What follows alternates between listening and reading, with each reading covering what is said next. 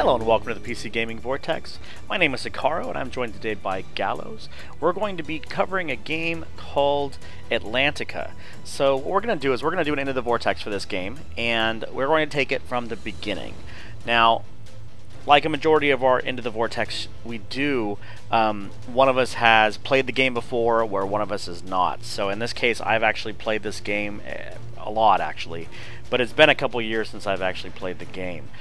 He's never played the game before. This is new for Gallows. So you'll get both sides of the perspective on this game, and we'll go through from the beginning to get a basic idea of what the game is like. So this game at its core is a little different than most MMOs.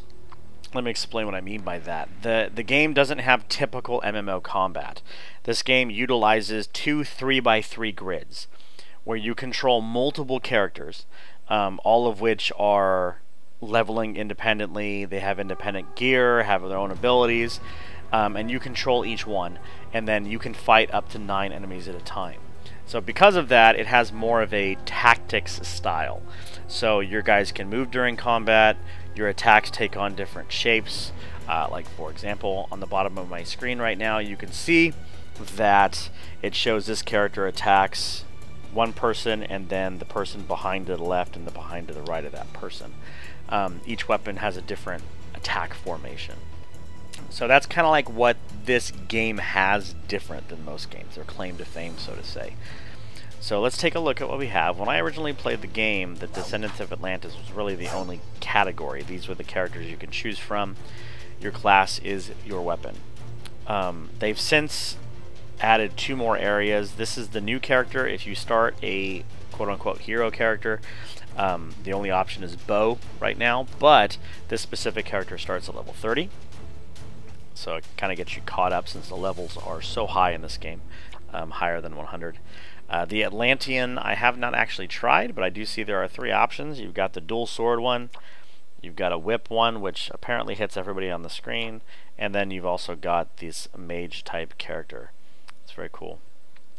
We're going to go with this style. The weapons available, you've got swordsman, you've got the spear, you've got the axe. This one right here is actually like a chainsword. You can't do it until you have a level 100 character, which I do not. My character's level 50. There's the one-handed gun type weapon, the bow, and there's the large gunner, which is what Gallows is playing. There's the guitar, which is what I'm playing, which is what also my main character is. It's a very unique style of weapon, but that kind of shows you something about this game. A lot of that kind of stuff is intermingled into this game. And then there's also the caster here. So we'll go ahead and do this. Okay, a little bit of customization, not a whole lot. You got some hairstyles. I'm gonna go with that one. A couple hair colors, some choices of face. And then we'll do this. I have already checked all my names I usually use, and this is the only one that's available. Oh, no, it's not available. Okay, so we'll do 2 H's just because we want to get this going. Okay, so create character. It warns me that they're going to delete any characters that have profanity in them. And there we go. There's my guy with his guitar on his back. Okay, so let's jump right in. It's going to use a kind of a basic tutorial to walk you through the beginning of the game due to the fact that it is a different type of combat engine. It is a little more complex. That is something that it will start with. Okay, so I see Gallows right there. Actually, I didn't think the tutorial section was shared, but apparently it is. One thing that I will say right away, and you might want to do this also, Gallows, is when you first start, I think I already have it turned off, but go up to the top left where it says System, choose Settings, under Sounds, turn off chat sound effects. Game seems to have got a new problem with gold spammers, as I'm sure you can see in the lower left side of the screen there. And every time you receive a whisper, which is what these are, you hear a chime. It gets very, very annoying. So, a suggestion to everybody, I would turn that off right away. You can also click on the checkbox in the upper right hand corner of your text of your chat window here, and you can turn off types of text if you want. You can turn off the peer-to-peer text, at least until you meet some people, just to get rid of this for the time being. So I'm going to do that. Keep in mind that also turns off tells from legitimate people, so don't do that if you want to receive tells from legitimate people. Okay, so let's go ahead and get started. It's telling you right away this golden line is the way to go. So this game has more of an Eastern MMO flair to it, which means it's going to have auto move. So if you double click on the name of the quest in the upper left hand corner, it will actually move for you. I am not moving my character at all right now. You can see it kind of clicking in the distance. The move system, you have a choice of WASD with mouse camera controls, or you can go with the click to move like a Diablo type game or a League of Legends type game. Either one is available at the same time. Okay, so it's taking us up to this portal. So confusion clouds your mind as you stare into the swirling light. You have no recollection of how you got here, but the portal beckons you. So follow the quest. Okay. Portal is closed. Need a key. Don't find a key. Okay, can only be opened by one willing to face their fear. The key was shattered and its pieces fed to cave bats. That's interesting. Gather 3 broken key pieces. Okay, so this is going to jump right into the combat here. So the trail moves to where you need to go. Very typical. I will say that the WASD movement in this game is a little different. I can't quite put my finger on what's different. I think it has to do with the A and the D button, the way it works. I'm used to kind of using a combination of the keyboard and the mouse controls to move my character, and this game does not quite let you do it. So it's quick to adjust to. You can use just the mouse or just the keyboard and kind of do the mouse movement by holding both buttons. It's not a big deal, but it definitely bothered me when I first started the game. I couldn't figure out why it wasn't moving the way I thought it should move. MMO veterans will feel it pretty quick. Okay, so lots of enemies here. Just click on one to go into battle. This is your first view of the battle screen. So you just click on the guy you want to attack, and you'll attack. Or in my case, play the guitar until the guy hurts. There you go. Goes to the enemy phase. Attacks me back. Back to me. If it says bonus, it means if you kill it this round, you gain twice the normal experience, and you also have a chance to get a special item. This is another thing that's very unique about this game. Once you kill a monster, you actually have to send someone to where that monster was to pick up what they drop. So in some battles that are longer, that could actually be a big deal because it does disappear after a certain amount of time. So you kind of have to sacrifice someone's attack that turn to run and get the item. Once you get to a higher level, you'll have a little like robot in the background that does it for you. It can go once every turn, so that does help out, but that is later on. If you create your character starting at level 30, which they offered, you automatically have that bot that runs out.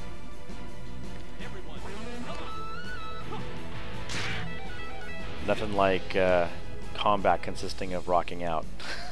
I don't know why the guitar weapon is just, it's so unique. It's just so cool.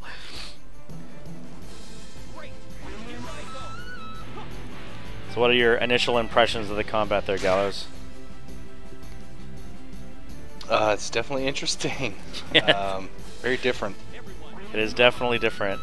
You start to see the depth when you start getting 3 to 4 guys on the screen, and then when you end up with 9 against 9, it's pretty hectic, to be honest. Especially since that timer doesn't get a whole lot larger.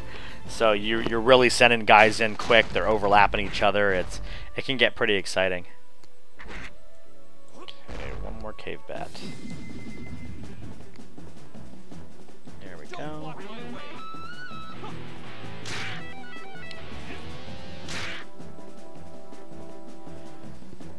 I do really like the art style of this game. When I mean the art style, when we come back out of this battle, I'll show you the vistas and the color palettes they use are just absolutely breathtaking. The actual game itself has an Asian influence when it comes to the landscape, and when you're walking around, it really feels like you're just in these beautiful areas that, I mean, look at this with the cave system. This isn't the greatest example because it's enclosed, but you'll see when we get to the next area what I'm talking about. It looks like you could just see forever, and it's just gorgeous.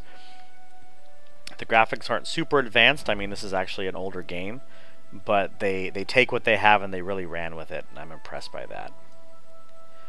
Okay, so while Gallows is finishing killing the bats there, I'll keep going. Okay, you look down at the shattered key in your hands. How many of these do I have to kill? 3. It's not real apparent of. It's in the upper left-hand corner of your screen in your quest list. You have to kill 3. Later on, quests go a lot faster because it'll say kill 20, but you'll fight like 9 at a time, so it goes a lot faster. But I will say that each combat takes a lot longer than like in World of Warcraft or WildStar Rift or something like that, because in that game it's more action-oriented. So you walk up, immediately start combat, fight really quickly, the battle's finished. And this one, you're actually going into a secondary screen, which is almost like a completely different game almost. So the combat does take a little bit longer in this game, which for some people I've noticed makes it feel a bit more grindish.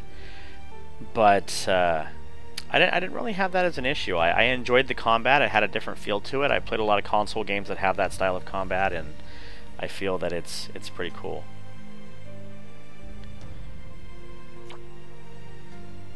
Okay, let's see. So the only way to use the portal key is from your inventory. So we'll do that. So you hit space or I, whichever one you want to do. This is your inventory screen. You can see here all the slots for your character, your stats, etc. These material bags at the bottom you can unlock later. And then this is your main inventory. You will actually be able to click between all of your guys when you get more down here, which we'll get one more shortly, to see their gear also, because like I say, each person levels independently and has gear independently. Okay, so there's the portal key. Okay. I do not have a portal key. Click on the portal. It'll open the quest window again, and then continue to use the right arrow button to go through the quest, and it'll give it to you.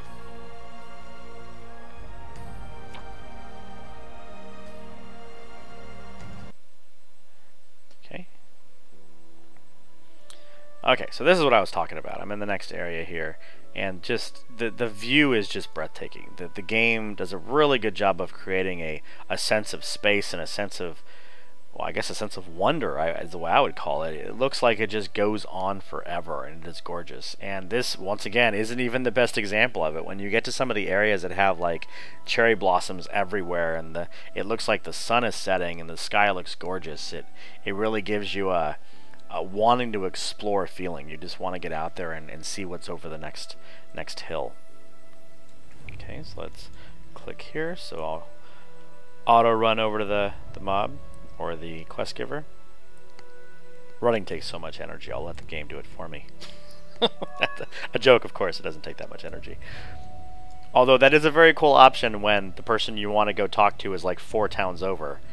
You can go into your log, find the person, click it, go get a drink, come back. You're still running to the guy. It's kind of cool that it does it for you.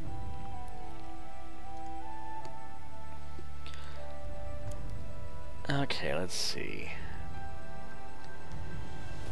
So that was to find her. So we've completed the Awakening quest. It gave me no trade ambrosia, which is health and magic recovery. So you'll get a lot of recovery items in this game, and the reason for it is when you leave battle, you don't actually gain your life back automatically. So you either have to sit to rest, which a quest will teach us how to do later, or you have to use an item to heal your people. And being is that eventually you will have 9 characters in your party, those items become very important to keep everybody topped off, and to keep you moving. Kind of like it was in the past with MMOs like World of Warcraft. You would always keep, you know, food and water on you and things like that, so that you can quickly get back up to full after a battle. Same kind of thing. Having those items gets you back up quicker and back into the combat. Okay, so we are a descendant of Atlantis. They're here to tell us about our birthright. There we go. Recruit the swordsman.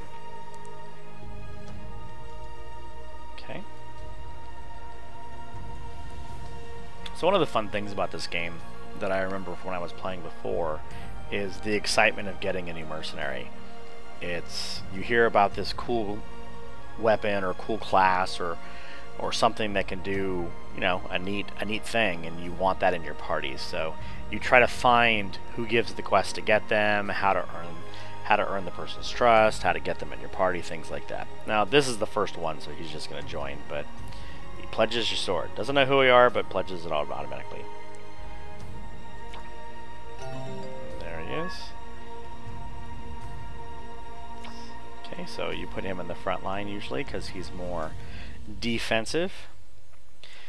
Something you'll notice in the lower left-hand corner is it has this number right here next to the sword. This is your might number. The might number is kind of your overall power of your party, kind of like a gear score, I guess you can say. And it goes up as you gain people and put gear on and put new stuff on and gain power, and your stats go up and all of that. It's a good way to kind of judge where you stand.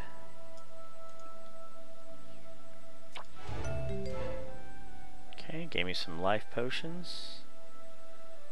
Revives a dead mercenary.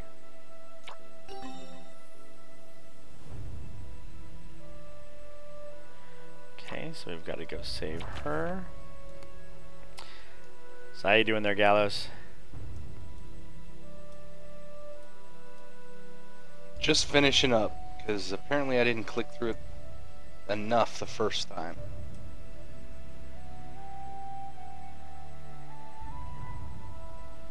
I see the quest now that it's up and going, so I'll be right there. Cool. Yeah, it basically has you click all the way through the pages to read the quest, and then has you accept the quest. Then you open it up, use the key. Good to go. I will say that the questing system is a little counterintuitive at first. It's very much not the simple automatic talk bubbles that come up in like other MMOs to push you through. But once you do a couple quests, you kind of see what they're going for with it, and it becomes a little bit easier. Although later in the tutorial, there's a couple quests that were tricky the first time I did them. I had no idea what it wanted me to do. It wanted me to look something up, but when we get there, I'll explain it so it'll be easier for any other new players that are watching this.